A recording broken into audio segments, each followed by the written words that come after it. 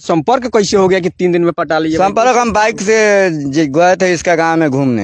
हाँ, ये रोड पर लौकी लमर मांगी, लमर दे दिए। उसके बाद में कॉल करी, उसके भियान वाला मोबाइल दिए। 2 जनवरी बोली कि जल्दी हमको आओ लेकर चलो। इनका द्वार पर जाए गाड़ी लगाए 7 बजे, गाड़ी पर बैठी या लेकर चले। अच्छा, मतलब इसका संपर्क तो इस तरह हुआ, लेकिन रिपोर्टर साहेब तू बताबो तोहर संपर्क एकरा से केंगे हो गई? सर तोहनी के केंगे पता लग जाता कि फलानवा गांव में एगो लड़का एगो लड़की के भागा के ले आई बा, फलानवा गांव में एगो मौगी उड़ड़ के भाग गई बा, फलानवा गांव में एगो मौगी अपना पति के छोड़ के देवर संगे रहता।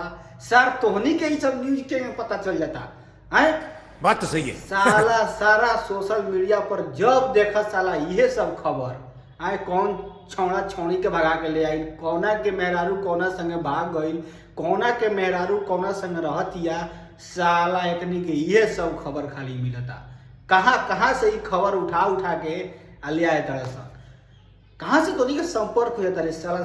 सैटेलाइट से देखा तरह से कहा कि कौना गांव में, कौना जिला में, कौना एरिया में कौना के मौगी कौना संगे भागता, कौन सरसों के खेत में धराता है रे तोरी बहिन के। और सब न्यूज तोनी के देखे मिल हद बड़ा सब बहान। जब सोशल मीडिया खोलो यह सब खाली ऑर्केस्ट्रा वाली के इंटरव्यू लेता रसन, छिनारा छिनरी सन के इंटरव्यू लेता रसन कि कौन छौड़ा कौन छौड़ी के भगा के ले बा, कौन छौड़ी कौना संगे भाग गई, कौन मेहरारू कौना संगे रहता।